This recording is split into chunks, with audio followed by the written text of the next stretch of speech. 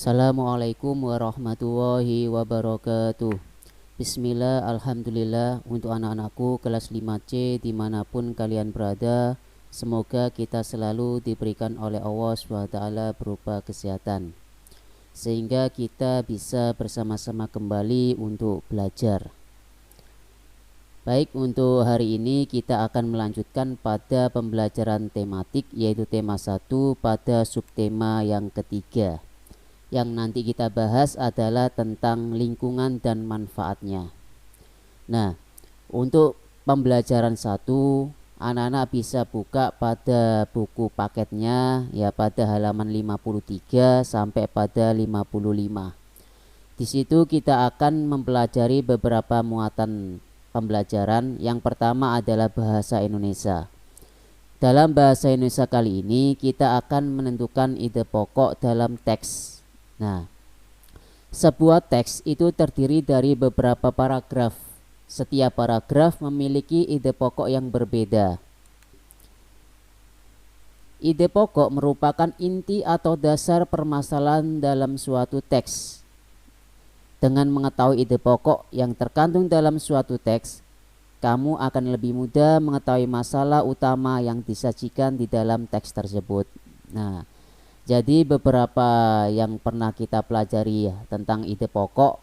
Nah, di situ tujuan dari adanya ide pokok itu nanti anak-anak lebih mudah mengetahui masalah utama yang tersaji pada paragraf tersebut atau paragraf teks tersebut ya.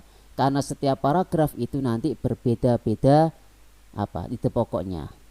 Nah, untuk pemuatan IPA ya, pembelajaran IPA, kita akan mempelajari tentang cara memelihara kesehatan alat gerak manusia. Nah, dibuka pada halaman 54 ya, di situ bagaimana cara kita memelihara kesehatan alat gerak.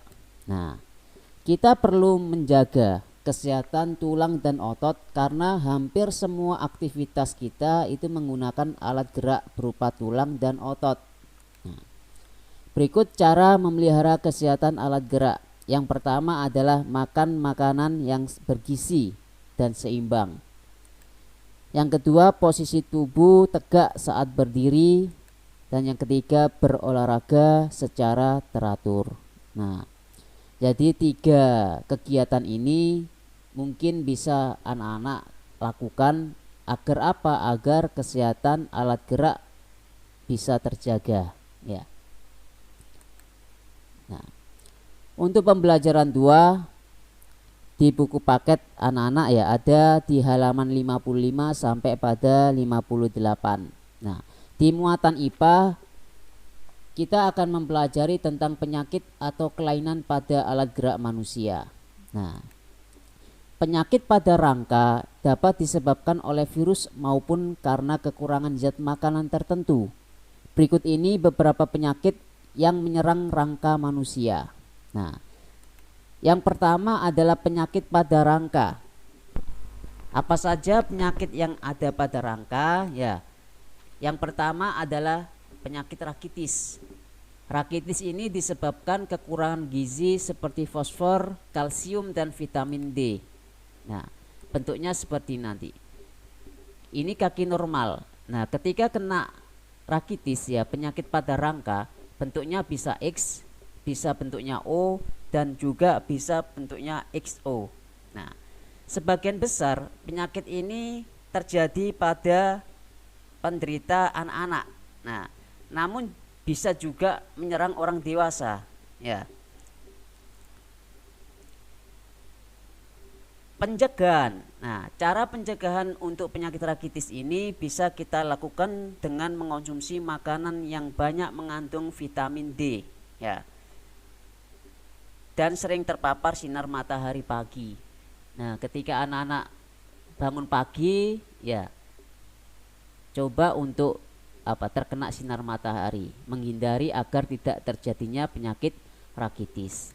Yang kedua adalah penyakit pada rangka, yaitu osteoporosis, disebabkan menurunnya kepadatan tulang. Nah, gambarnya seperti ini. Nah, Penyakit osteoporosis ini karena apa? Kepadatan tulang menurun sehingga membuat tulang menjadi keropos dan mudah retak. Osteoporosis itu hampir tidak memiliki gejala dan menyerang secara diam-diam. Nah, ciri-cirinya ya biasanya melakukan pemeriksaan ke dokter. Pengobatan penyakit ini dapat dilakukan dengan meningkatkan kepadatan tulang. Ya, salah satu caranya adalah dengan mengonsumsi makanan yang mengandung kalsium dan vitamin D. Nah, itu untuk osteoporosis. Yang kedua adalah kelainan pada rangka. Kalau tadi penyakit, ya ini kelainan pada rangka. Kelainan pada rangka dapat disebabkan sikap tubuh yang salah. Contohnya adalah pada sikap duduk, sikap berdiri, dan juga sikap tidur. Beberapa kelainan tulang belakang adalah sebagai berikut. Yang pertama adalah skoliosis, ya, dicirikan dengan tulang belakang membengkok ke arah samping. Lordosis dicirikan dengan tulang belakang membengkok ke arah depan, dan juga kifosis dicirikan dengan tulang belakang membengkok ke belakang. Nah, ini adalah gambar dari beberapa kelainan pada rangka, baik itu skoliosis, nah arahnya ke samping. Ya, ketika anak-anak belajar menulis, ya mencatat, ketika mencatatnya agak ke samping biasanya akan menimbulkan yang namanya kelainan pada rangka, yaitu tulang punggung, ya, membengkok ke arah samping.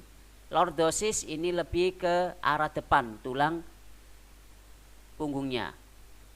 Dan juga kifosis, ya, akan membengkok ke arah belakang, membentuk seperti ini. Nah, jadi itu adalah kelainan pada rangka. Dan yang terakhir yaitu gangguan pada rangka. Nah, contoh gangguan pada rangka adalah fraktura. Fraktura ini adalah patahnya tulang baik seluruhnya atau sebagian yang umumnya terjadi akibat benturan. Nah, contoh fraktura, nah ini seperti ini ya. Ada retak, terus ada patah. Nah, ada yang sebagian, ada yang hampir seluruhnya. Ini tangan, ya bisa seperti ini. Nah, fraktura ini dapat terlihat melalui hasil foto Röntgen ya. Pemulihan patah tulang dapat dilakukan dengan cara pemindahan, ya, menempatkan benda keras di sekeliling tulang atau dengan gips. Ya, biasanya orang-orang menggunakan gips itu untuk apa? Untuk terapi, ya, pemulihan pada tulang itu digunakan gips, ya, alat bantunya. Nah, itu anak-anak untuk pembelajaran IPA, ya, dengan beberapa penyakit yang terjadi pada rangka, baik itu penyakit untuk rangka sendiri, terus ada kelainan, ada gangguan pada rangka. Selanjutnya untuk pembelajaran 2 muatan bahasa Indonesia, ya, kamu dapat menentukan ide pokok dari suatu gambar. Nah, caranya bagaimana? Yang pertama adalah perhatikan apa saja yang ada pada gambar dan bagaimana situasi dalam gambar tersebut. Yang kedua adalah kamu dapat menentukan ide pokok dari gambar berdasarkan objek-objek yang ada pada gambar tersebut. Nah, jadi ide pokok yang anak-anak tentukan itu bisa melalui suatu gambar. Disajikan suatu gambar, di situ terlihat apa gambar yang tersaji dan apa saja objek-objek yang ada pada gambar tersebut. Nanti anak-anak bisa menentukan ide pokok dari gambar tersebut, ya. Dan yang terakhir yaitu tentang muatan SPDB, yaitu komik. Nah, komik adalah cerita bergambar yang bersifat lucu dan umumnya mudah dicerna serta dibuat secara khas dengan panduan kata-kata. Kemarin di SPDB kita belajar tentang cover, ya, cergam, gambar ilustrasi. Nah, cergam satu ini adalah tentang komik, ya. Contohnya seperti ini, transportasi kejutan. Nah, kalau di buku anak-anak ada pada halaman 58. Nah, itu tentang komik, ya, bisa dibaca pada buku paketnya, ya. Cerita dalam komik ini disajikan dengan adegan beberapa gambar yang disusun secara berurutan. Nah, ini berurutan. Ada suatu gambar, ada kalimat-kalimat dari gambar tersebut dan disusun secara berurutan. Fungsi kata-kata pada komik adalah untuk menjelaskan, melengkapi, dan memperdalam penyampaian gambar secara keseluruhan. Nah, itu adalah fungsi dari kata-kata yang ada pada komik.